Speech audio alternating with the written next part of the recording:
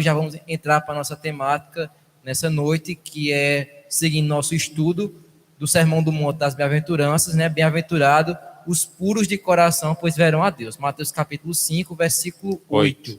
Vamos orar, pedir ao nosso Deus graça para a gente aprender da parte dele, que a gente seja confrontado e confortado pela sua palavra. Oremos, pois. Senhor nosso Deus e Pai, louvado seja teu nome. Amém, Senhor. Nós estamos aqui em tua presença para te render graça, Deus, por esse dia.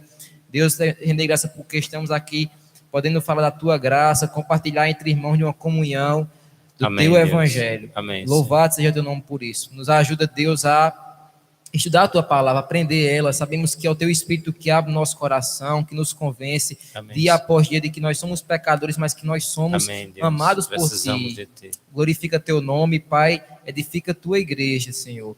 Que essa mensagem encontre guarita, repouso em nossos corações. Amém, Senhor. Repreenda todo o mal, Senhor, ser conosco, Pai. Não a nós, mas ao teu nome da glória, por amor da tua misericórdia e tua fidelidade. Amém. Oramos assim, gratos pelo santo nome do justo, do santo, do que vive, nosso Senhor e Salvador Jesus Cristo. Amém.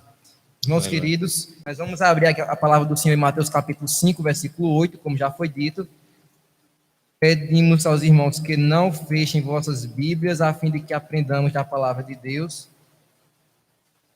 Geralmente, o pastor usa bastante a Bíblia nos cultos de doutrina, né? Passei por vários textos. Vai ler aqui, Mateus capítulo 5, versículo 8, onde está escrito assim: bem-aventurados os limpos de coração, porque verão a Deus. Só fazendo uma breve recapitulação, antes de passar a palavra para ele, o Sermão do Monte é o tratado do governo do reino de Deus, onde o Senhor Jesus Cristo instaura quando ele chega aqui na terra, e especificamente em suas palavras, quando ele diz: arrependei-vos, porque é chegado o reino dos céus.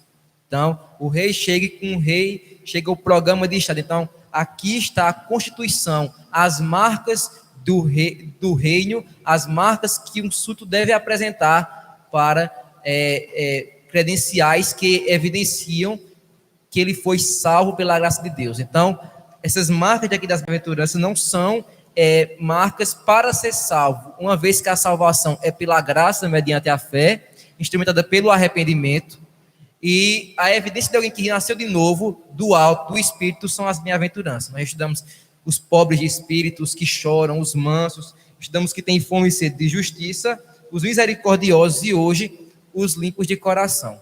Então, pastor, está a introdução, pode começar. Amém. A exposição. Obrigado, Samuel, pelo auxílio. Lembrando aos irmãos, né, pedindo a vocês que prossigam aí nessa live, vocês possam estar interagindo com os irmãos e conosco também, para a gente ter um culto muito mais dinâmico, muito mais participativo.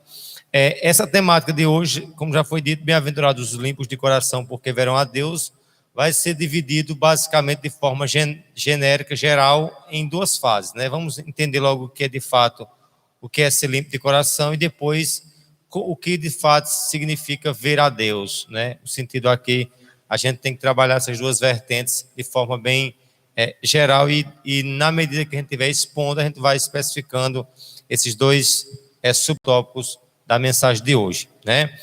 O primeiro, como eu já disse, os limpos de coração. O que de fato seria ser limpo de coração, né? A primeira coisa que uma pessoa, a fim de alcançar um coração puro, é reconhecer quão impuro é o seu coração, né?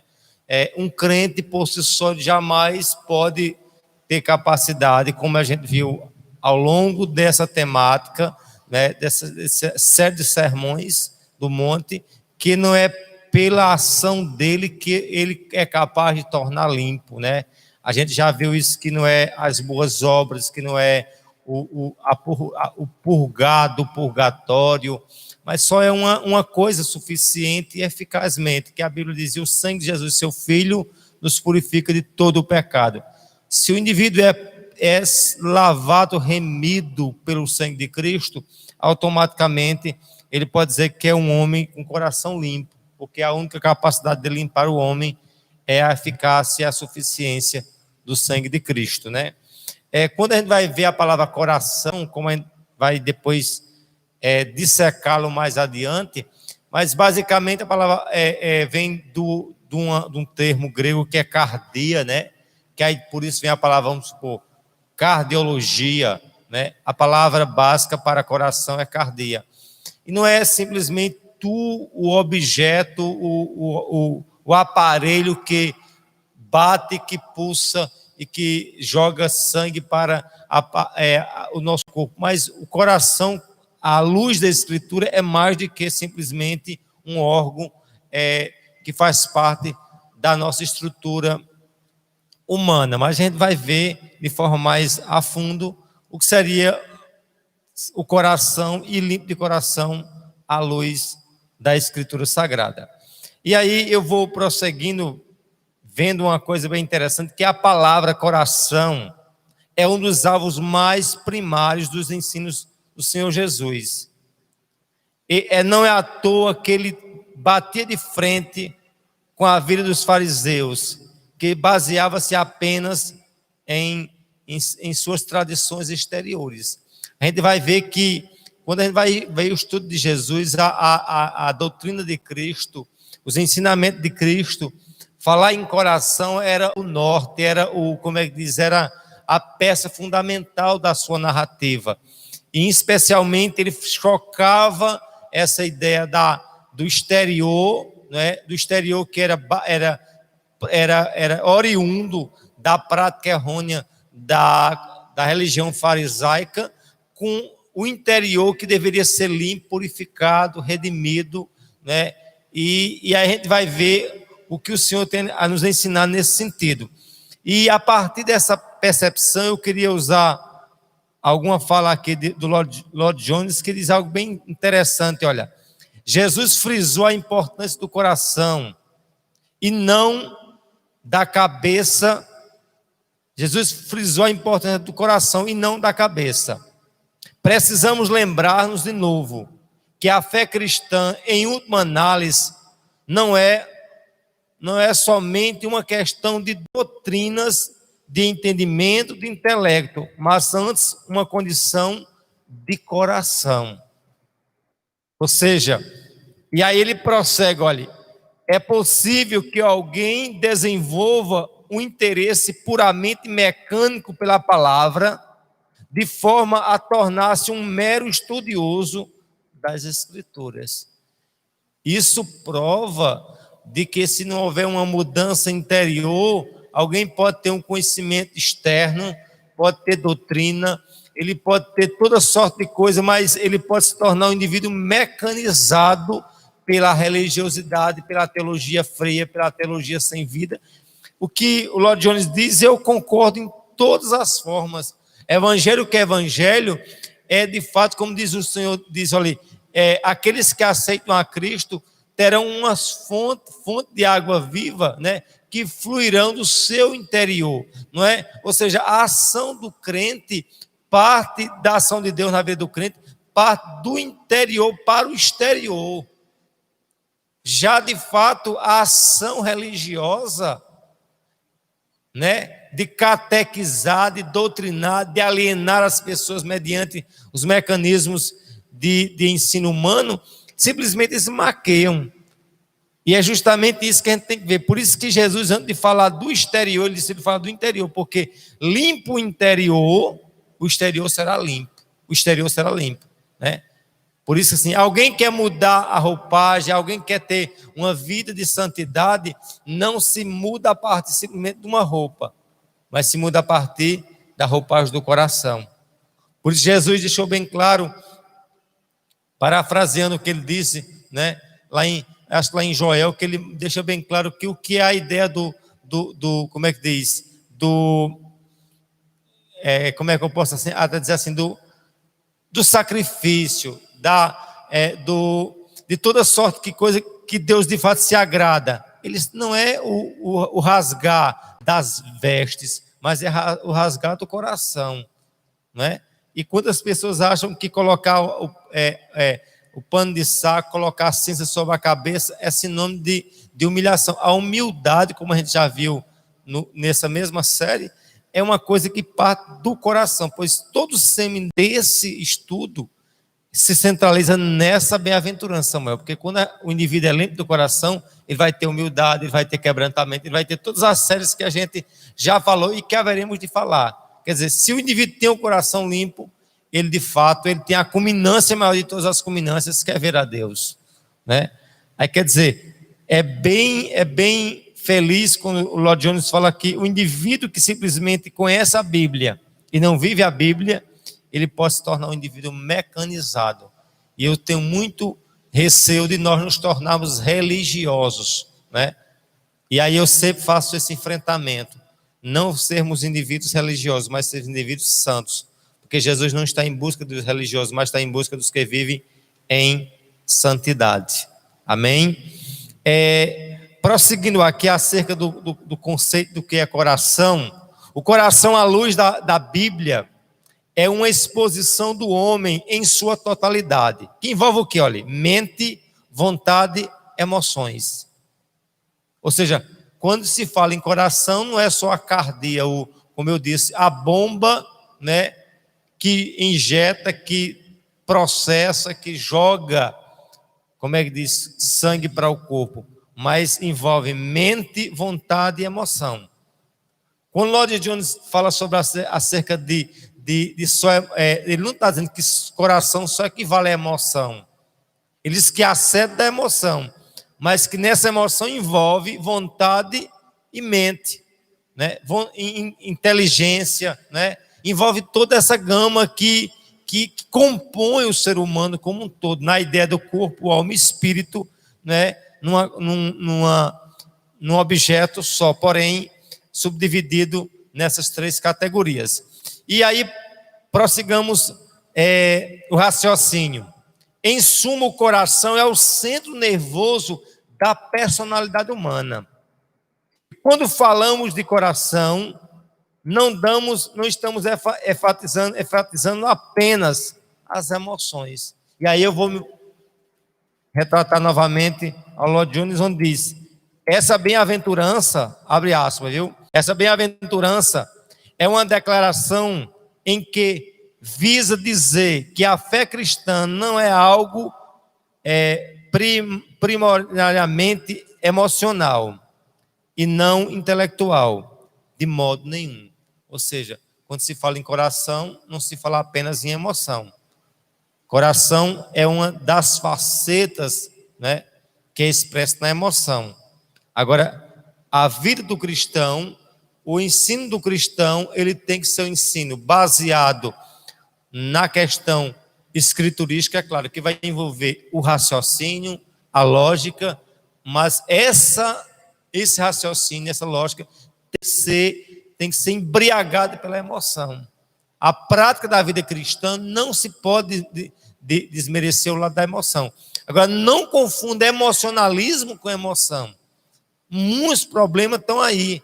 Enquanto uns estão enveredando por um emocionalismo barato, entendeu? Que estão pregando mais uma teologia à base de autoajuda, de psicologia, de levar o povo à histeria, enquanto outros querem viver um evangelho e uma teologia puramente fria, desprovida de emoção. E aí o caminho da gente não é nem enveredar pelo emocionalismo barato, como eu já disse, e ao mesmo tempo não se enveredar com um evangelho que não é dotado do sentimento, da emoção que tão pulsou o nosso coração do nosso Senhor. A gente viu lá atrás, né, quando falasse que Jesus chorou, né? Se existe uma das coisas que mais pode se expressar a grandiosidade de Cristo, é esse menor versículo da Bíblia. Mas ali tem uma impulsão muito forte, tem uma representação muito forte em dizer que o nosso Cristo é um Cristo que teve emoção. Ele não foi apático diante das dores alheias, mas ele foi um indivíduo dotado de, como é que diz, de sentimento. E esse mesmo sentimento de paixão, de emoção, tem que pulsar o meu e o teu ser também, o teu coração. Amém? Alguma coisa, Samuel, queira acrescentar? Por enquanto não, pastor. Só confirmar a importância de eu frisar isso aí, né? O verdadeiro estudo da palavra, o verdadeiro conhecimento, ele vai gerar no nosso coração uma mudança, um sentimento de incapacidade, de pobreza espiritual, que certamente vai levar a uma expressão física, a um quebrantamento da nossa alma. Geralmente a gente vê que o emocionalismo ele tenta produzir sentimentos, mas a verdadeira estudo da palavra vai gerar automaticamente um sentimento, é uma evidência daquilo que Deus está trabalhando no nosso coração, que a gente não consegue nos conter só com a nossa racionalidade, mas ele desce para o coração.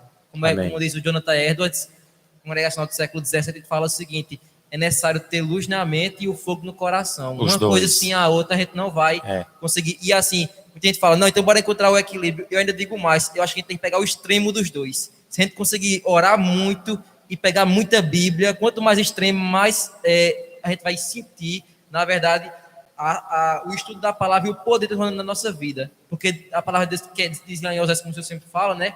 Que é conheçamos e prossigamos em conhecer o Senhor. É uma coisa contínua e eterna nessa questão do coração, Jesus fala para a gente. Amém. Nós vamos agora ver na Escritura, vamos passear um pouco na palavra, ver alguns textos, né? Eu fiz alguma seleção de alguns textos que trazem evidência em relação ao coração humano. Vamos começar a partir de Mateus capítulo 15, Samuel. Mateus capítulo 15, verso 19. Vamos ver o que a Escritura tem a nos dizer acerca do sentido do coração. Porque para a gente ver a Deus, a gente tem que ter um coração limpo. A gente primeiramente tem que estudar à luz da Escritura qual o sentido de coração. Mateus 15, 19. Mateus 15, 19. Está escrito assim: porque do coração procedem maus desígnios, homicídios, adultérios, prostituição, furtos, falsos testemunhos, blasfêmias. Do coração procede o quê? Os maus pensamentos, e aí começa a evidenciar. E aí, se você ver o verso 20, você vai ver assim: não são essas coisas que contaminam a pessoa, mas o comer sem as mãos, sem lavar as mãos, não contamina. Ou seja, Jesus estava fazendo um choque, estava batendo como é que diz, em atrito à doutrina farisaica, porque estava meramente questionando a parte exterior. E como eu disse na introdução e reitero agora, quantas pessoas religiosamente só buscam pensar numa vida estética, de aparência, uma vida a partir do que se mostra. Mas o que Jesus quer é que nós, na condição de crente, tenhamos uma vida santa interiormente, e essa vida interior ela vai se exteriorizar, como disse você, acerca do emocionalismo. Evangelho não produz emoção, evangelho produz emoção, e um dos fatos que o evangelho produz é emoção, mas numa produção natural, não artificial, não maquiada. E é isso que a gente tem que encarar, é isso que a gente tem que levar em conta. Por isso, do coração procede o quê? Todos os maus pensamentos. E aí, como é que alguém vai ver a Deus se tem um coração perverso, maligno, iníquo, onde que sua vida é uma vida que de fato tem pensamentos totalmente distorcidos da luz da Escritura? A gente vai ver que o crente um crente nascido de novo, ele tem seus embates interiores. Não significa que ele é crente, que ele não vai ter um pensamento. É aquele que a gente sempre fala acerca dos pensamentos, onde Lutero, quero parafrasear o que Lutero diz, não posso impedir, né, que de fato as aves voem sobre minha cabeça. Eu não posso impedir que elas voem, eu posso impedir que elas façam um ninho sobre ela. Ou seja, eu sempre vou estar sujeito a mau pensamento, você, qualquer uma pessoa. Agora a gente não pode alimentar tais pensamentos. Aí está o desafio do crente. Já o inconverso, o ímpio, o incrédulo, ele não tem nenhuma opção, ele é por natureza escravo dos seus pensamentos, né? Mas o crente aí ele reluta e tem a capacidade de Deus para ter um coração puro, porque o coração dele foi purificado e agora é continuamente o quê? Alimentado por uma vida de santidade. Amém? Agora, ele só pode ser santo se antes ele for o quê? Redimido, purificado, na eficácia do sangue de Cristo. Outro texto bem conhecido é Jeremias capítulo 17, verso 9. Jeremias 17. 9.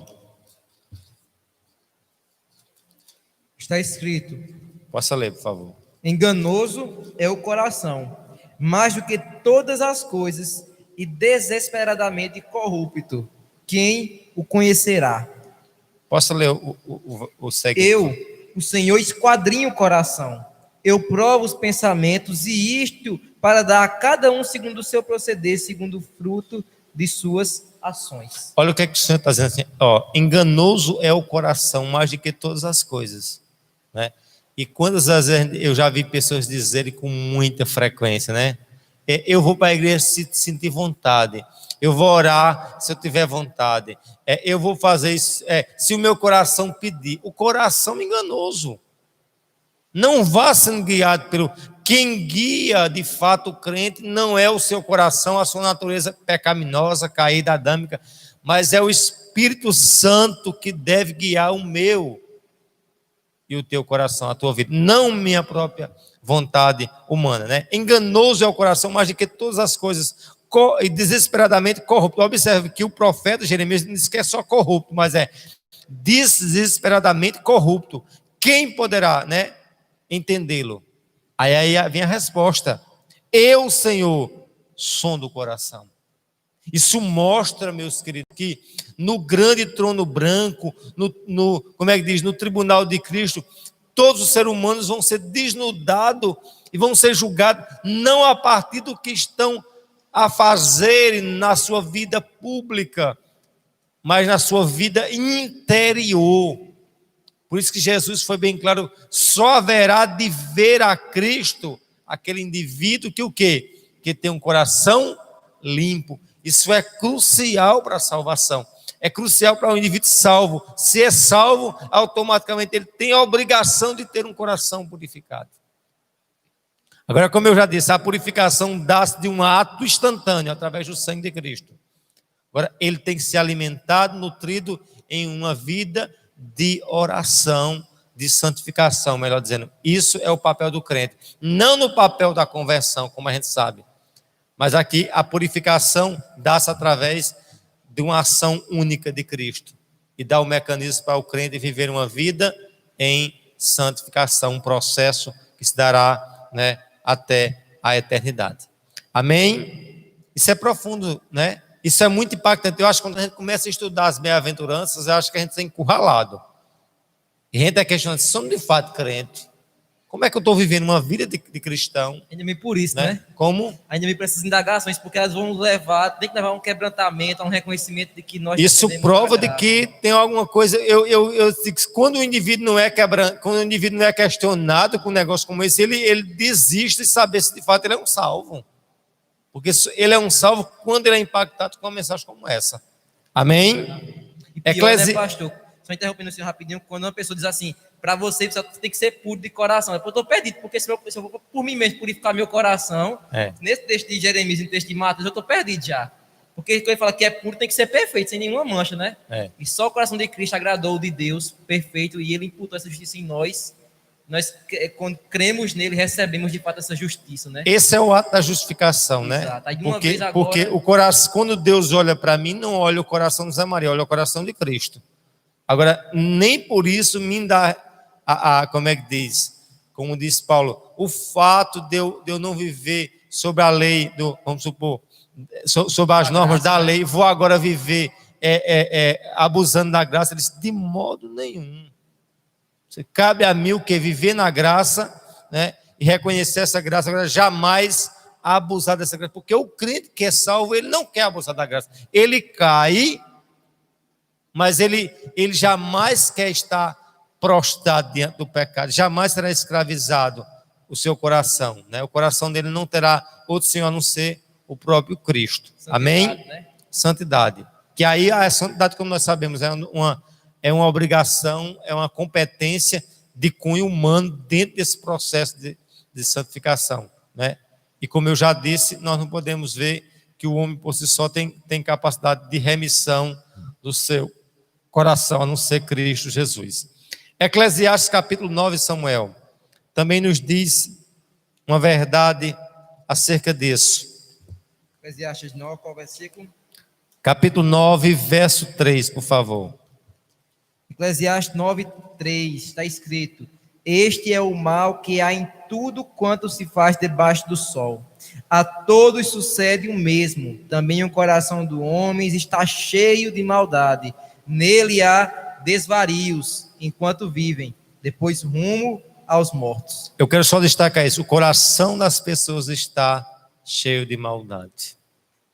Não pense que o meu e o teu coração, né, a natureza do ser humano é boa. Não, a natureza do ser humano é decaída. A pastoria, a natureza do crente é santa, mas nunca esqueça, num processo de santificação. Livrar-se totalmente do pecado, das manchas do pecado só na eternidade. Enquanto estamos aqui, temos que persistir, labutar, guerrear. Mas essa guerra, ela já temos as armas capazes de nos fazer vencedor. Amém? Nós guerreamos uma guerra já vitorioso. Isso é realidade. Porém, nem por isso ele nos isenta de nós não guerrear. Não, ele nos chama para a guerra. Mas ele dá as armas capazes de fazer o crente salvo um vencedor. Amém? Mateus capítulo 6, verso 21, Samuel. Mateus 6, 21.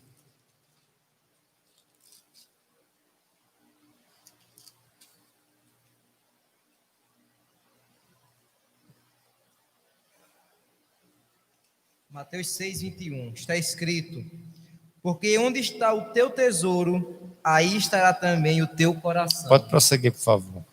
São os olhos a lâmpada do corpo. Se teus olhos forem bons, todo o teu corpo será luminoso.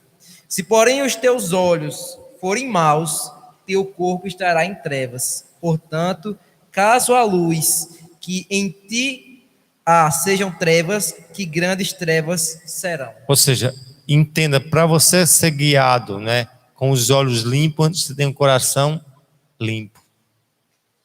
E aí, olha como Jesus foi duro, onde ele diz: olha, pois onde estiver o teu coração, aí, onde estiver o teu tesouro, aí também estará o teu coração. Né? Será se o meu coração, de fato, o meu tesouro é nessa terra ou nos céus? Quantos crentes tem nessa terra, nas coisas efêmeras, passageiras, né? Nesse mundo hedonista? A gente estamos nesse época de pandemia para mostrar o quanto é insignificante as coisas desse mundo. A gente vê a Europa toda parada, aqueles monumentos, né, que nunca se viu parado, hoje parado.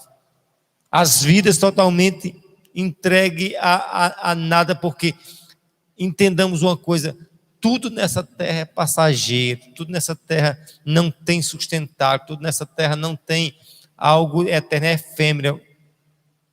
E é isso que a gente tem que entender, que o meu tesouro tem que estar nos céus. É isso que Jesus deixou bem claro, né? Ajuntai tesouro onde? Nos céus. E quantas as vezes os crentes ajuntam tesouro nessa terra? Vive como a vida deles fosse eterna. E ficam pasmados quando alguém morre, quando ele morre. Não. A coisa mais certa que a gente tem é que um dia vamos partir. Agora que a gente tem que, mais do que nunca, desapegar, cordar o cordão umbilical nessa terra e nos ater com o nosso pensamento muito mais voltado aos céus de glória. Amém? Salmo 86, verso 11. Salmo 86. Se algum irmão queira aí interagir conosco, sejam bem-vindos. Amém? Da sua participação. Salmo 86, verso 1. Ensina-me, Senhor, o teu caminho, e andarei na tua verdade. Dispõe-me o coração, para só temer o teu nome. Onde o salmista: ensina-me, Senhor, o teu caminho. Ou seja, olha a dependência que o salmista faz, Samuel, de Deus. Ele ensina-me. Eu só posso aprender se tu me ensinar. Ensina-me o teu caminho e andarei na tua verdade. Põe no meu coração o desejo de temer o teu nome. Até o desejo de ser santo. Eu, por si só, com a natureza perversa, não tenho essa capacidade. A capacidade de viver uma vida em santidade, ela é oriunda da graça de Deus. É isso que o próprio salmista está dizendo. Olha, dá-me desejo por ter um coração puro. Ensina-me a andar nos teus preceitos. Porque de nós mesmos não há força para nós vivermos uma vida de um coração puro, imaculado diante de Deus. Amém? E você vê que eu fecho com essa concepção que os céus só irá ser permeado de pessoas que têm um coração purificado. A gente vai ver isso em Apocalipse capítulo 21, verso 27. Vamos ver aqui Apocalipse 21, verso 27, por favor. Apocalipse 21, verso 27, está escrito: nela nunca jamais penetrará coisa alguma contaminada, nem o que pratique abominação e mentira, mas somente os inscritos no livro da vida do Cordeiro. É lindo, né? Ou seja, não vai ter nada de impuro na Nova Jerusalém. Adentrará na Nova Jerusalém, nas mansões celestiais, apenas os purificados, redimidos, os que têm os coração puro, coração limpo. Agora, nunca esqueça que eu iniciei essa minha fala dizendo que para se ter um coração limpo, no primeiro momento é um reconhecer que ele não tem capacidade de se purificar por si mesmo. Um crente legítimo jamais irá legitimar e se apegar na sua purificação, a não ser na eficácia do sangue de Cristo Jesus. Amém? Por fim, Apocalipse capítulo 22, verso 14 e 15. Bem-aventurado aqueles que lavam as suas vestiduras no sangue do Cordeiro, para que lhes assista o direito à árvore da vida e entrem na cidade pelas portas. Isso é tremendo. Bem-aventurados aqueles que lavaram suas vestes. Em quê? No sangue do Cordeiro, né? Bem-aventurados aqueles que lavaram suas vestes para que tenham direito à árvore da vida e entrem na cidade pelas portas. Porque se você fizer um paralelo de entrar pela cidade pelas portas, lá em João capítulo 15, que fala acerca disso, que jamais poderão entrar a ovelha a não ser pela porta, porque o que não entra pela porta é ladrão e salteador. Ou seja, no céu não vai ter intruso. Quando a Bíblia fala sobre as vestes brancas de Apocalipse, equivale a ideia de vestes brancas, significa a justiça dos santos. E como é que eu posso ter justiça tendo um coração tão impuro?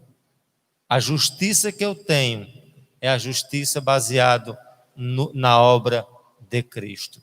Portanto, toda purificação na vida do crente, ele se dá mediante a obra redentora de Cristo. Não há remissão fora de Cristo. Amém? É isso que eu queria deixar isso bem claro, né? Não poderemos entender o que é o indivíduo com coração limpo se antes não entendermos que essa purificação só se dá unicamente e eficazmente em Cristo. Eu sempre sou muito prolixo na minha fala em dizer o quê? Tanto é eficaz, né, quanto é suficiente. Porque a gente fecha todas as brechas e dá-se simplesmente a singularidade em Cristo e unicamente, suficientemente em Cristo. Amém? Alguém quer interagir conosco? Queria ler aqui alguns comentários, pastor, dos nossos irmãos. Nossa irmã Cris falou o seguinte: ela disse assim: o coração é o centro da nossa alma, o centro da nossa emoção. A gente está vendo aqui, irmã, desculpem, é o centro da nossa vontade, razão e emoção, né, pastor? É o centro, a sede que a Bíblia usa. E ela faz uma pergunta assim: é ter controle, quando o senhor falou do equilíbrio entre a piedade e o ensino, ela pergunta se é para ter controle, para dosar isso, né? Não deixar ser levado totalmente pela emoção e nem viver no automático, né? Seria mais ou menos essa questão de viver no automático. Ela fala, né? E o nosso presbítero Alexandre fala o seguinte: uma pessoa sem emoção é apenas um pedaço de barro. Uma pessoa sem emoção é apenas um pedaço de barro. é um vaso quebrado. Não está não tá apto para servir ao Senhor se você despreza a comunhão com Ele na oração, despreza a comunhão. Eu entendo o que ele diz aqui.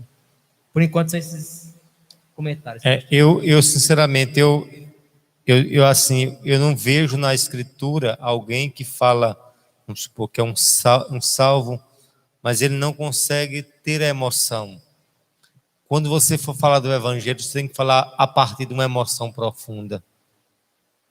Porque quando você vê alguém assistindo um jogo de futebol, que seu time faz um gol, você não fica inerte, mas você vibra, você extravasa. E por que nós crentes não temos não um emocionalismo, mas sermos movidos pela emoção, pelo pulsar do Evangelho? O verdadeiro Evangelho, ele tem nas nossas almas, nos nossos corações, o pulso da emoção. Mas eu digo, jamais do emocionalismo barato. E muitos estão aí caminhando ou para um emocionalismo barato, ou para ou escanteando, né, e desprovendo um sentimento tão lindo que é a emoção cristã, a emoção da alma de um crente salvo. Vamos aqui prosseguir, irmãos. Olha, ter um coração limpo é viver a essência dos mandamentos. Ou eu diria assim, de forma muito mais incisiva, né? Ter um coração limpo é viver a essência do mandamento. Vamos ver Deuteronômio capítulo 6, verso 5. Assim como as bem-aventuranças é o resumo do conceito do cidadão do céu, né? Os 10 mandamentos, o decálogo, é a síntese da lei de Deus. E o coração do decálogo, esse verso de número 5, Samuel. Leia aí, por favor. Está escrito assim, Deuteronômio capítulo 6, versículo 5. Amarás, pois, o Senhor, teu Deus, de todo o teu coração, de toda a tua alma e de toda a tua força. Ame o Senhor, teu Deus, e que ele começa de todo o coração. Se eu amo de todo o coração, pronto, é o suficiente. Aí ele dá mais destaque da sua alma, de toda a sua força. E ele diz o verso 6: estas palavras que hoje lhe ordeno estarão no teu coração. Porque o Senhor, tanto no Evangelho, quanto ao longo da narrativa escriturística do Antigo Testamento, a evidência que para daqueles que querem viver uma proximidade com Deus é o coração. Isso é para a gente pensar hoje, como está a nossa vida? Está uma vida mais a partir da estética ou do coração? É como eu fico vendo a questão da igreja. A igreja é a comunhão, a igreja é o ajuntar, mas mais do que o ajuntar no templo, na assembleia solene, é minha vida em intimidade e santidade diante de Deus que tem que ser prezado. Aí hoje as pessoas vivem uma vida muito mais para a estética, mais para o público do que para Deus. Como eu já disse, quantos crentes como é que diz, vive de soltar uma mensagem no Facebook, de fazer uma oração no Instagram? Meu irmão, toda a vida minha e sua tem que ser voltada para uma vida em santidade e em comunhão interior para com Deus. Antes de você fazer live para isso, para aquilo, se tranque no seu quarto. Antes de você fazer alguma coisa, tente viver uma comunhão e uma fé íntima diante do seu Deus. Não meramente uma fé estética, pública, porque senão assim nós iremos ferir o que a Bíblia diz. Porque a Bíblia diz, olha, a essência do mandamento é o quê? Ame o Senhor teu Deus de todo o coração. Isso tem que ser levado a sério na minha e na tua vida. E aí eu vou tornar a citar outra frase do Lloyd Jones que diz assim, ó, ter o coração limpo quer dizer que vivemos para a glória de Deus em todos os aspectos da vida. E que esse deve ser o supremo alvo da nossa existência. Significa que desejamos Deus, que desejamos conhecê-lo, que desejamos amá-lo e servi-lo. Tudo resulta na glória de Deus, né? Não é uma coisa que você faz para vanglória, mas você faz para a glória do Senhor. Amém? Nós vamos agora caminhar para o segundo momento, que aqui já aprendemos um pouco do que é ter um coração limpo. E agora vamos ver que os que terão um coração limpo, que têm um coração limpo, que são realmente pessoas com coração limpo, através do sangue de Cristo, eles vão de ver a Deus, verão a Deus. E aí eu quero trabalhar qual o sentido para nós cristãos, o sentido de ver Deus. Amém? Só verão a Deus os santos, os purificados pelo sangue de Cristo, os limpos de coração. Hebreus capítulo 12, meus queridos. Vamos aí atentar a Hebreus 12. Hebreus 12, 14.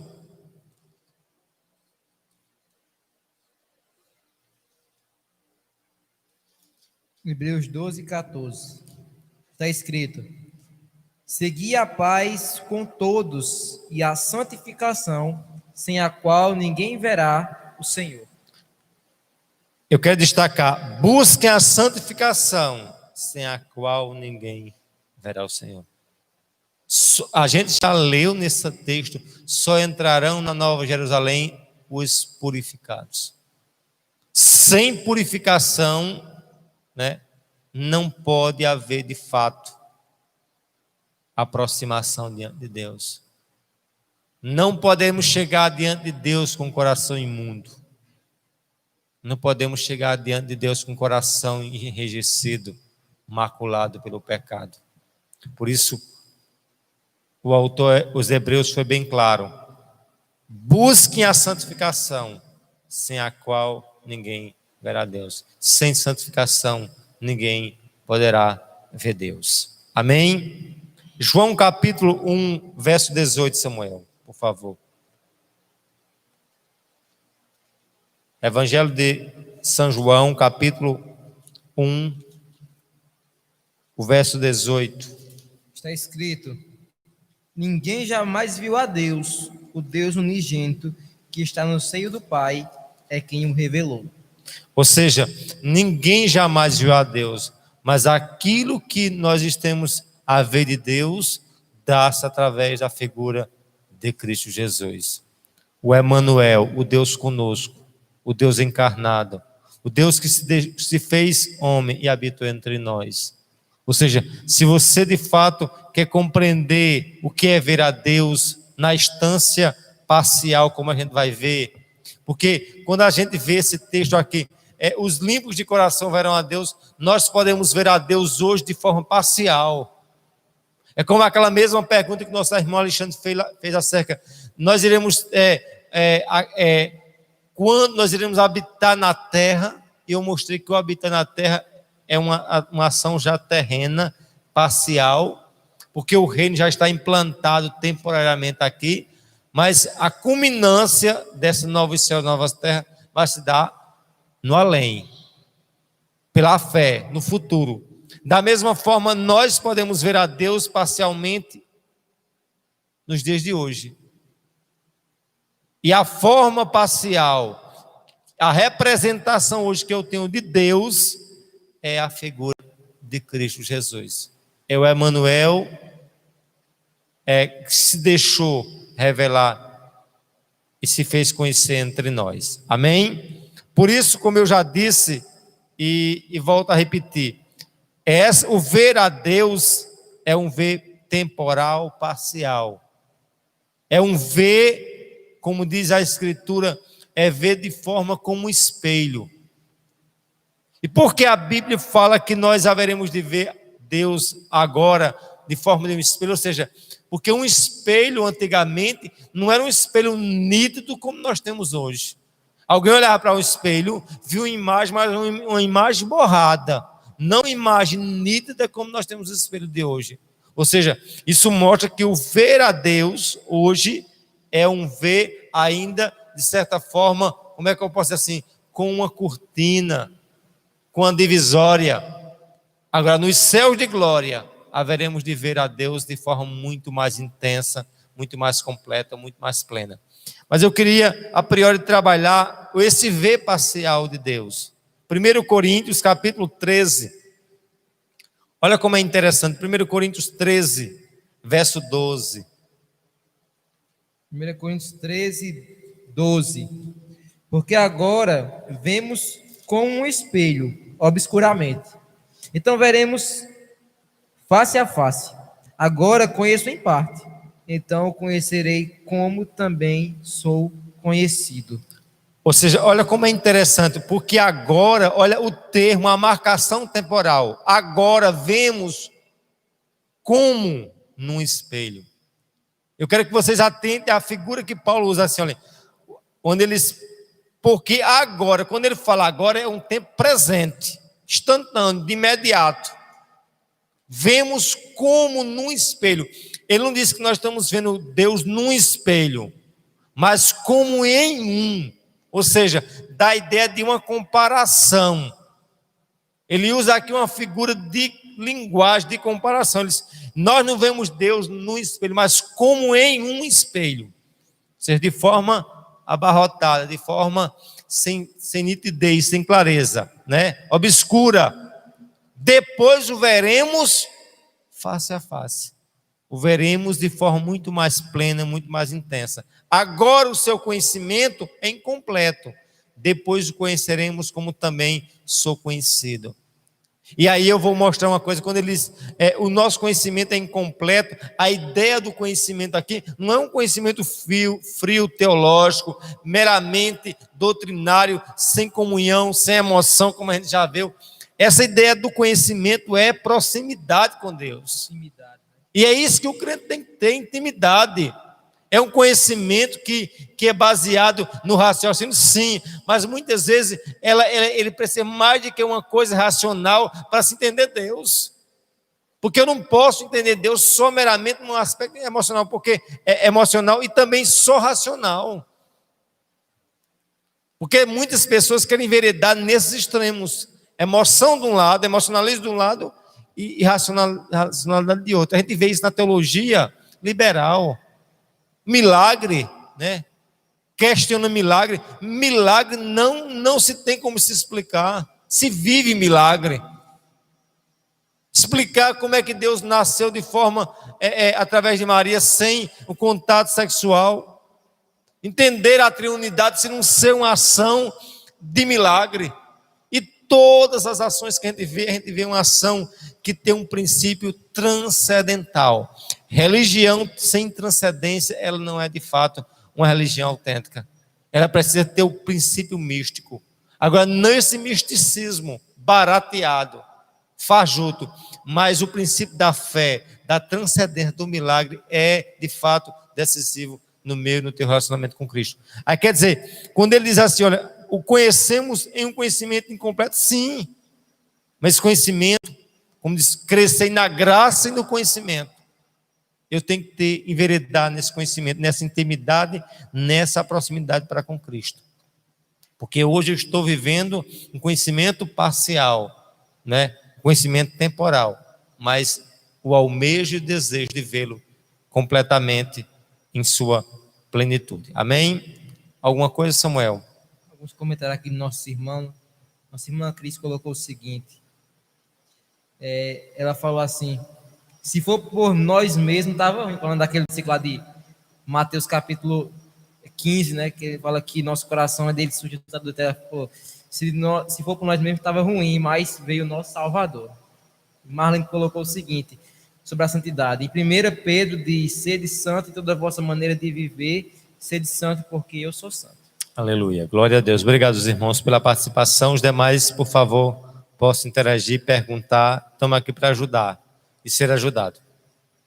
Vamos ver também aqui 2 Coríntios, Samuel, capítulo 5, verso 7. 2 Coríntios, capítulo 5, verso 7. Olha como é interessante. E aí eu não compreendo como muitos crentes, muitos tidos como teólogos, né, desacredita do fator fé. Veja, por favor, o verso 7 do capítulo 5 de 2 Coríntios. Está escrito: visto que andamos por fé e não pelo que vemos. Andamos por fé e não pelo que vemos. Você vê que o conhecido capítulo da fé de Hebreus capítulo 11 é bem claro. Que é fé? É o firme fundamento das coisas que não se vê e a certeza das coisas que se esperam. Ou seja, eu não posso ter fé no que eu estou vendo. Por isso, andamos por fé e não pelo que vemos. Eu fico vendo o quanto Deus nos ensina numa ocasião como essa. Como é que uma igreja como a nossa está com as portas fechadas, fazendo uma live 3 vezes na semana, e eu posso dizer que a gente teria condição de arrecadar para quitar as dívidas básicas dessa igreja? Como é que de fato, como eu já disse a vocês, nos meses que a gente estava em atividade, a gente tinha 5 cestas básicas. Quando fecha a igreja, se acabou as 5 cestas básicas. Eu disse para o Senhor. Nos 3 meses que estamos adentrando, o primeiro mês foi para 20. Entendeu? Você está observando assim, foi para 12, melhor dizendo. Depois para 12, eu digo que não tem condição de duplicar. Agora para 21. E ainda temos ali para umas 5 ou 6. O que eu tenho a explicar a não ser a ação de Deus, a provisão de Deus, o milagre de Deus? Isso é viver pela fé. Isso é viver que nós não estamos dependendo dos homens. Eu quero só abrir um parênteses para você que está do outro lado, só para a gente entender uma coisa. Olha, a gente não está vendo aí o povo preocupado, como é que diz, com coronavírus, porque precisa ter tantos, respiradores. Eu pesquisando uma coisa, o questão da coronavírus não é só o problema respiratório. É um problema que envolve muito mais, vamos supor, dá um problema como o sangue fica pegajoso, grosso, e dá muitos, trombose, muitas coisas, paralisa outros órgãos no seu aparato pulmonar. O pessoal pensa que seria o pulmão. Se fosse para o pulmão, as pessoas que adentrassem nessas ventilações não morreriam. Eu estava dando um exemplo de uma ocasião de que eu vi hoje uma reportagem. No mesmo dia adentrou a menina de 17 anos e a mãe com 47. A mãe volta a viver, a menina de 17 morre. Isso mostra, sabe o que para mim e para você? Que nós vivemos por fé. Eu não estou mandando ninguém tentar nada, eu não estou mandando ninguém fazer nada além. Só dizer uma coisa a você: o que eu tenho que fazer, eu tenho que fazer. Agora, eu não posso acrescentar 1 milésimo da tua vida e nem da vida de ninguém. Nós dependemos 100% de Deus. Agora, o ser humano acha que depende disso, daquilo, do governador, do plano de saúde, da estabilidade. A coronavírus está mostrando tudo isso é o contrário. Nós dependemos 100% de Deus. Por isso, quando ele diz assim, andamos por fé e não pelo que vemos. Homens que não tinham o que a gente tem, mas saíam pregando o evangelho. E em nenhum momento Deus deixou de abençoá-lo. Deixou de fazer milagre. Quer dizer, eu diria a vocês que nós, mais do que nunca, precisamos viver a essência do evangelho. A essência de que somos forasteiros, que somos peregrinos nessa terra, que estamos aqui, mas não somos daqui. Amém? A nossa cidadania plena é os céus de glória. Amém? 2 Coríntios capítulo 4, Samuel. 2 Coríntios capítulo 4, verso 18. Isso é ter um coração limpo. 2 Coríntios capítulo 4, verso 18 está escrito: não atentando nós nas coisas que se veem, mas nas coisas que não se veem. Porque as que se veem são temporais, e as que não se veem são eternas. Lindo um negócio desse. Na medida em que nós não olhamos para as coisas que se veem, mas para as que não se veem. Porque as que se veem são o quê? São temporárias. Agora as que não se veem são eternas. Uma das coisas que mais me fascina na criação é o universo. Quando você vê o universo, os estudiosos dizem, o universo visível. O pouco que a gente sabe é e o invisível. E o não observável. O que a gente vê assim do mundo macro, né? O mundo na investigação. E o mundo invisível, microscópico, que a gente não sabe. Esse mundo do corona bem pequenininho, que está arruinando com as civilizações. Isso mostra, meus queridos, que existe mais do que esse mundo físico pobre da gente. Existe um mundo transcendente. Enquanto a gente está aqui, a gente nem imagina, existe uma guerra espiritual profunda. Guerra essa que está lá só contando tabela, mas a vitória já é certa. Ah, pastor, nós estamos numa guerra sim, e o diabo quase que vence Deus quase que vence. Não, Deus está rindo como sempre o diabo. Deus está ridicularizando da arrogância do nosso inimigo. E aí eu digo a você, do inimigo que eu acho que daríamos muito bola a ele dizer que o diabo é inimigo de Deus. Eu diria que ele é teu inimigo, que é meu inimigo da igreja. Agora, de Deus, né? E aí é tremendo dizer, olha, não vamos olhar para as coisas que se vê, mas para que não se vê, porque as coisas que se vê são o quê? Temporais. Agora as que não se vê são eternas. Por isso que nós olhamos e andamos pela fé. A palavra do Senhor diz que lá em Hebreus 11, que o grande Moisés abandonou o Egito como vendo o invisível. É com essa perspectiva que nós estamos caminhando como peregrino, como alguém que há de ver a Deus, de alguém que tem um coração limpo e que sonha um dia ver Deus face a face. Ele não olha para coronavírus, ele não olha para a argueira do olho do irmão, ele não olha para a trave de ninguém, ele olha para o autor e consumador da fé. Quer ver um dia ver a Deus? Fixe o seu coração nele, não nas arguras desse mundo. Amém? Vamos adiante, Samuel. Vamos lá. Êxodo capítulo 33, meu irmão. Vamos lá, Êxodo 33. Eu acho interessante a beleza da escritura, quando a gente começa a ver um verso como esse, a gente começa a abrir e ver verdades tão importantes para as nossas vidas, né? Êxodo capítulo 33, verso 9, por favor. verso 9, está escrito: uma vez dentro Moisés da tenda, descia a coluna de nuvem e punha-se à porta da tenda, e o Senhor falava com Moisés. Posso ler até o verso 11, por favor, irmão? Todo o povo via a coluna de nuvem que se detinha à porta da tenda. Todo o povo se levantava e cada um à porta da sua tenda adorava ao Senhor. Falava o Senhor a Moisés face a face, como qualquer fala ao seu amigo.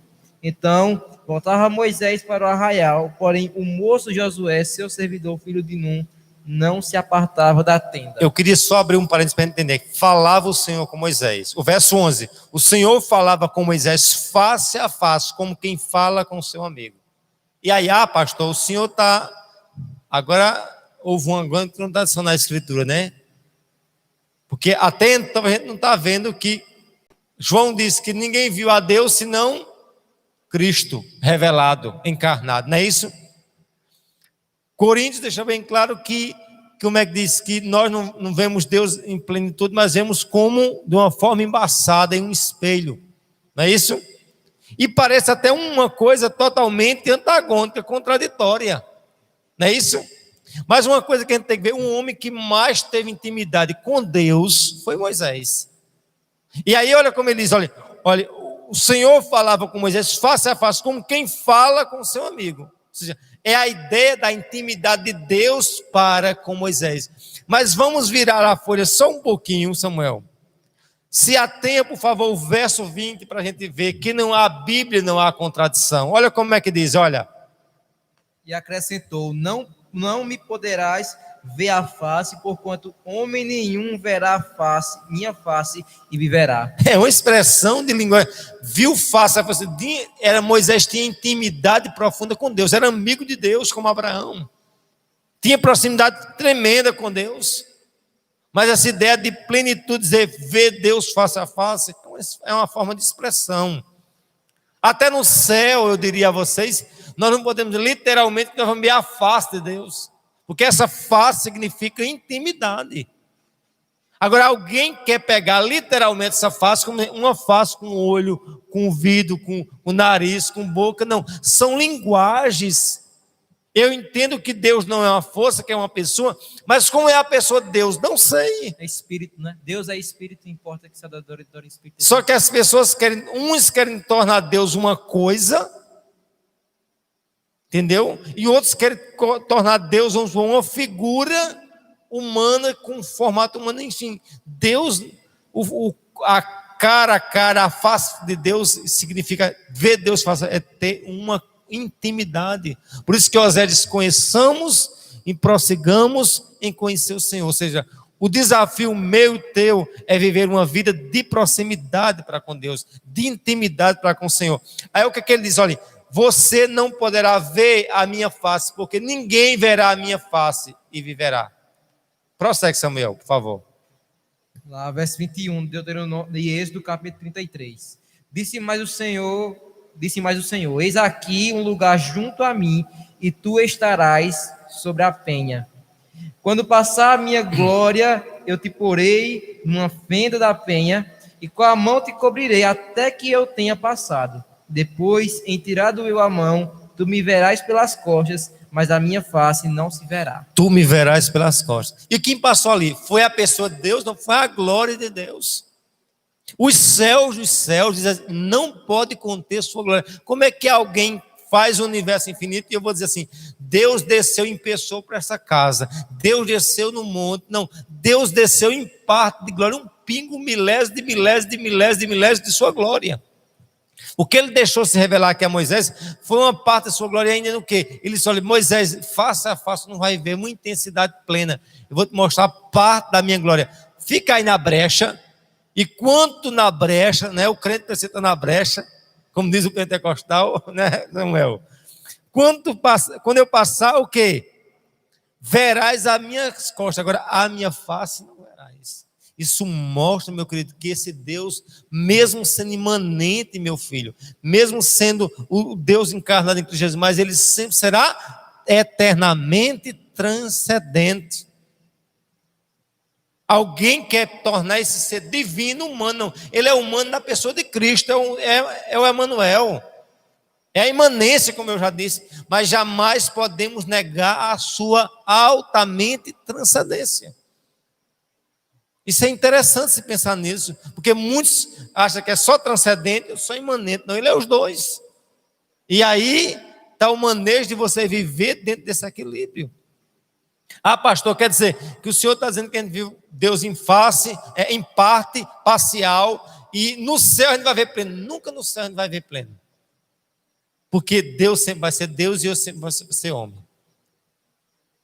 O homem jamais conseguirá chegar ao estado de ver em plenitude Deus, meu querido. Sempre haveremos em parte. Agora, uma parte que para nós vai ser realmente uma coisa incomparavelmente grande, né? Porque esse Deus sempre é infinitamente grande. Amém? Vamos adiante. O crente salvo, observa bem, olha, o crente salvo consegue ver Deus por meio dos acontecimentos históricos, da provisão, do milagre, da criação. Até usamos a expressão: estou vendo a mão de Deus nisso ou naquilo. Ou seja, ver Deus não é ver Deus literalmente. Mas como eu disse, quando eu testemunhei da provisão de Deus na cesta básica, no pagamento de algumas dívidas da igreja, eu estou dizendo, eu estou vendo o quê? A mão de Deus. Quando eu vejo a chuva cair, quando eu vejo todas as ações, das menores às maiores, eu posso dizer que eu vejo a mão de Deus. As pessoas acham que as coisas são feitas por uma casualidade. Não, tudo foi projetado por Ele. A gente não crê de uma perspectiva deísta, que simplesmente Deus fez as coisas e lançou para lá. Nós não acreditamos dentro de uma perspectiva panteísta, que Deus é tudo e tudo é Deus. Nós acreditamos num Deus transcendente, mas também um Deus imanente, um Deus que se dá a revelar em Cristo Jesus, um Deus que a gente vê a mão dele, e ele na mão ali, ele pinta o quadro e ele assina aquele quadro. Eu posso dizer que eu vejo a mão de Deus no macro mundo e no micro mundo, na ação maior e na ação mais simples. Em tudo eu vejo a mão de Deus. Amém? Em tudo eu posso dizer que eu posso ver Deus. Agora Deus de fato não é aquilo, mas Ele está além da própria criação. Porque muitos eu vejo Deus e vejo Deus e penso que Deus é a pedra, o ar. Não, isso é panteísmo.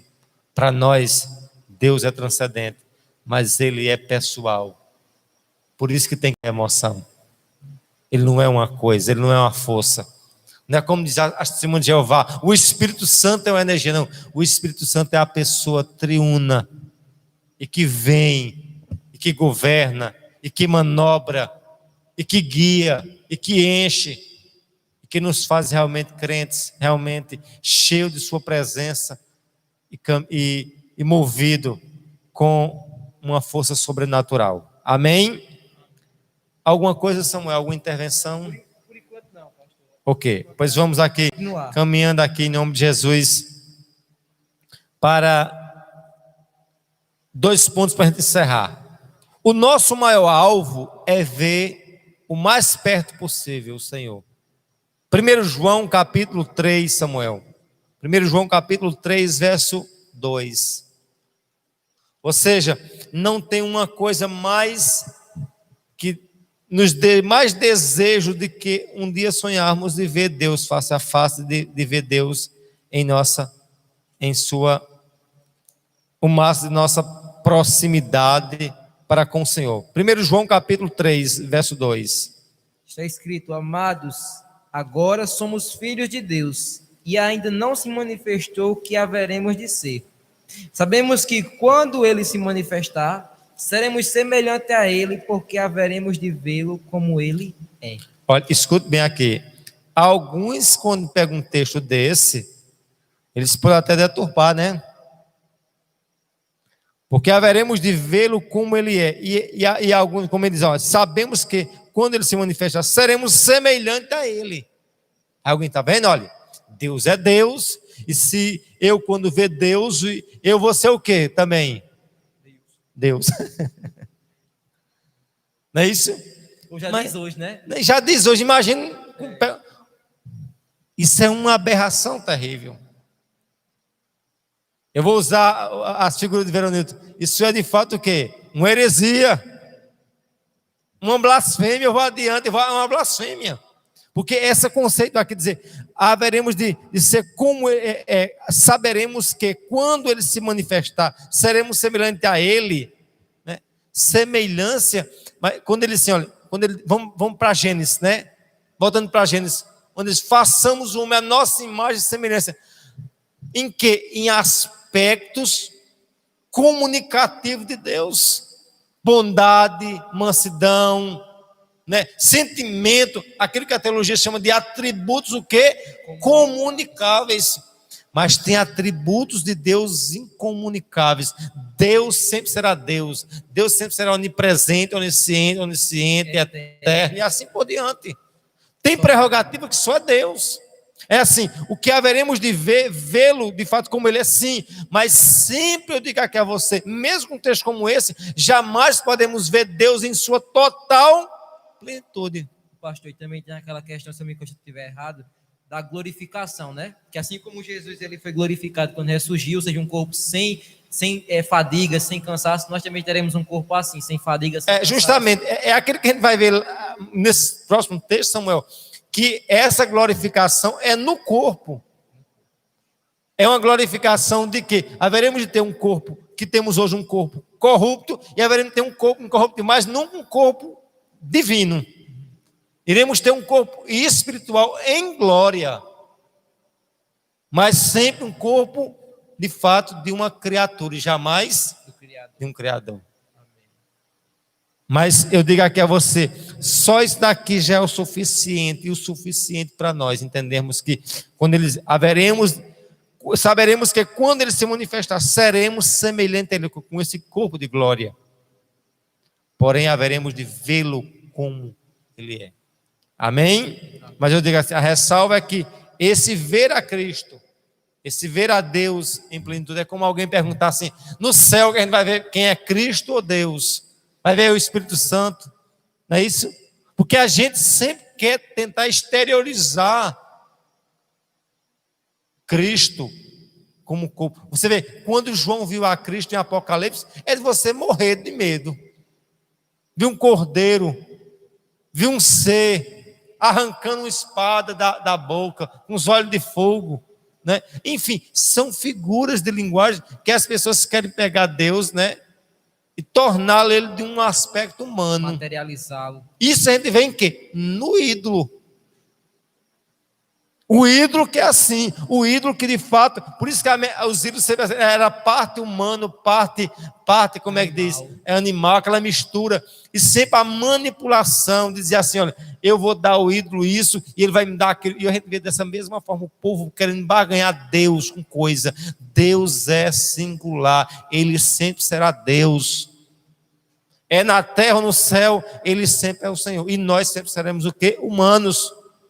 Agora, humanos redimidos, com corpo em glória, mas nunca esqueça humano, porque o que a gente vê hoje é uma deturpação dizendo que nós somos Deus, em dado momento iremos ter um corpo semelhante ao de Deus.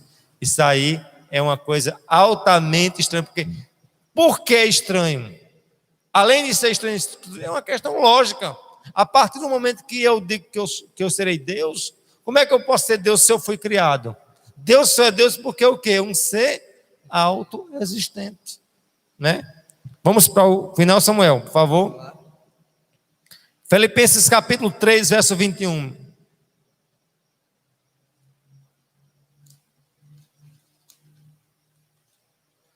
Filipenses 3, 21. Filipenses capítulo 3, versículo 21 está escrito: o qual transformará o nosso corpo de humilhação para ser igual ao corpo da sua glória, segundo a eficácia do poder que ele tem, de até subordinar a si todas as coisas. Pai, é como é que a gente já disse, olha, a glorificação aqui equivale à glorificação do corpo.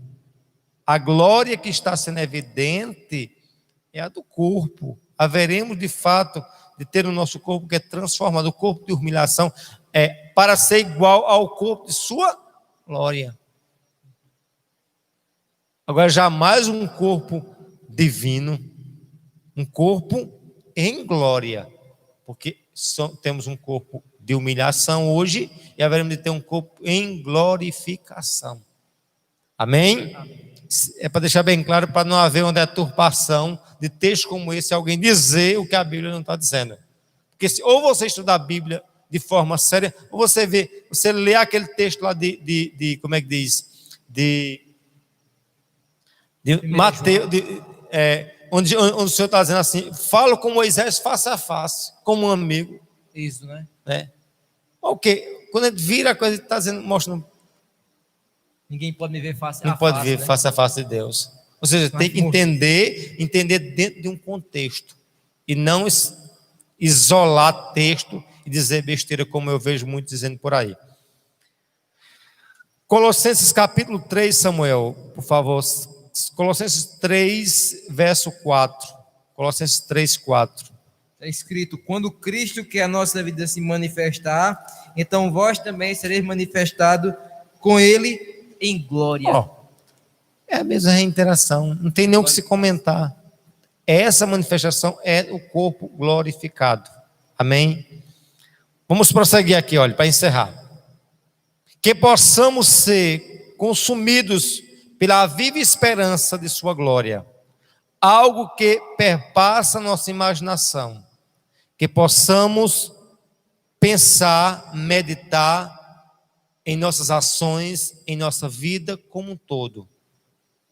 Que venhamos ser embriagados pela sede e pela fome de ver Deus face a face.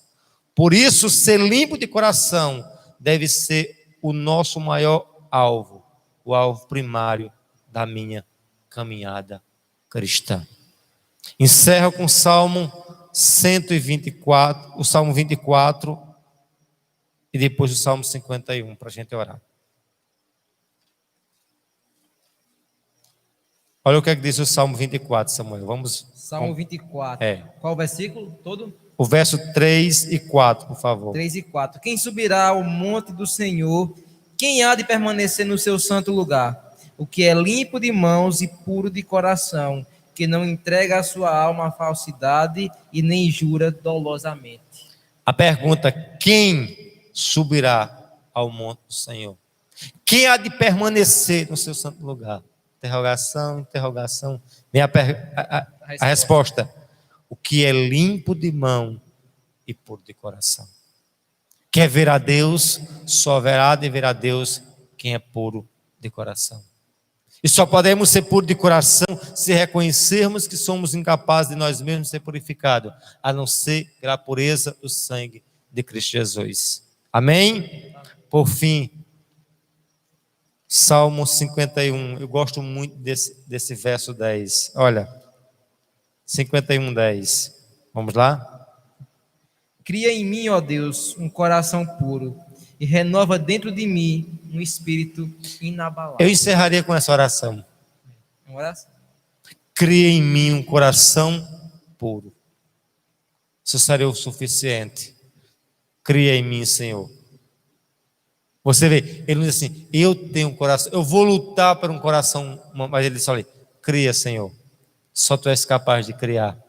Só tu és capaz de me purificar. E mesmo purificado, continuando em santidade, dependemos da graça de Deus. Cria em mim, ó Deus, um coração puro e renova dentro de mim um espírito inabalável. Que Deus nos ajude para termos força, coragem, para termos um coração puro e um dia, num ato da graça de Deus, contemplarmos o Senhor face a face. Amém. Deus nos abençoe. Amém. Só aqui recapitular, pastor, antes de a gente encerrar, os irmãos que estiverem presentes com a gente, eu queria citar o nome deles. Nossa irmã Célia, irmã Joana, irmã Geórgia, irmão Rafael, irmã Larissa, irmã Jeane, irmã Cris, nosso presbítero Alexandre está conosco, irmã Gracinha, irmã Marlene, irmã Antônia está conosco também, e nosso irmão Jobson também está com a gente. Eu queria encerrar com uma frase que ele colocou. Ele disse assim, irmão Paulinho também está conosco. Aí botou uma frase assim, irmão Jobson, né, nosso diácono, somente os puros de coração verão a Deus, e se implica uma vida pública e privada de verdadeira sinceridade diante do Senhor. Esta vida sem máscara só é possível por meio da ação do Espírito em nós. E aí, quando ele falou sobre essa questão da máscara, eu lembrei do que a gente viu do sábado passado, né? Lutando contra a hipocrisia. Isso aí mostra realmente uma pessoa que luta contra a hipocrisia, uma pessoa que teve o seu coração e limpa seu coração pelo meio da santificação, né? É o processo diário. Aí Aleluia. Vamos orar, agradecer Romário pelo auxílio, Samuel também. E minha oração, eu quero ter um coração mais puro. Eu quero enxergar como Cristo enxergou. Amém. Esse é o desejo, porque eu quero ver Deus face a face. Amém? Amém. Entendo que nunca vou conhecê-lo totalmente, mas quero conhecer o quanto possível conhecê-lo. Não só pensar no conhecê-lo, em vê-lo lá no céu, mas ver nessa terra aqui. Ver a mão de Deus, ver a ação de Deus, ver a glória de Deus. Queria que você estivesse em casa também orando conosco. Amém? Se Deus permitir, sábado a gente vai fazer uma interação através do Zoom, não é isso, Romário? Porque os meninos vão ficar com mais dificuldade de virem no meio da semana. A gente vai fazer aí, entre em contato com os irmãos para trabalhar a plataforma Zoom e a escola bíblica no próximo sábado, em nome de Jesus. Oremos juntos, com sua cabeça em casa. Esteja pedindo ao Senhor graça e misericórdia, para de fato termos um coração limpo, porque eu e você, eu creio, nós queremos ver a Deus e ver Ele bem de pertinho. Senhor, eu me envergonho, Senhor, do quanto eu preciso de ter intimidade contigo, do quanto eu preciso caminhar contigo, do quanto eu preciso viver, meu Senhor, experiências muito mais fantásticas contigo. Quando eu vejo, Senhor, de forma bem simplória, biografia de homens como Whitefield, como Paulo, como Daniel, como homens que deixaram um legado tremendo, que tiveram intimidades contigo, homens como Josué, homens como Moisés, que viram, Senhor, a tua glória de forma tremenda. Eu fico vendo o quanto eu sou indigno diante de mim mesmo, mediante a obra humana, mas vejo o quanto tu és tremendo para com as nossas vidas, e se desse a revelar na pessoa de Cristo Jesus para com cada um de nós. Eu te peço, purifica mais e mais a minha vida, a vida desse irmão que está do outro lado, a vida dos irmãos que estão presentes aqui, porque, meu Senhor, nós não queremos viver numa religiosidade, num farisaísmo, não queremos viver numa máscara, nós queremos viver uma vida em santidade, porque nessa santidade bíblica e escriturística, haveremos de um dia entrar nos portões celestiais e vermos a tua glória. Senhor, nos ajuda, porque de nós mesmos não haveremos de ter força, senão a força oriunda de tu. Leva-nos em paz, a tua graça, abençoa esse mundo terrível, e que esse mundo possa ver em nós a tua glória, que a igreja possa ser a glória do Deus eterno nessa terra tão terrível. Em nome de Jesus, amém e amém. Deus abençoe a todos, tenha uma noite na presença do Deus eterno.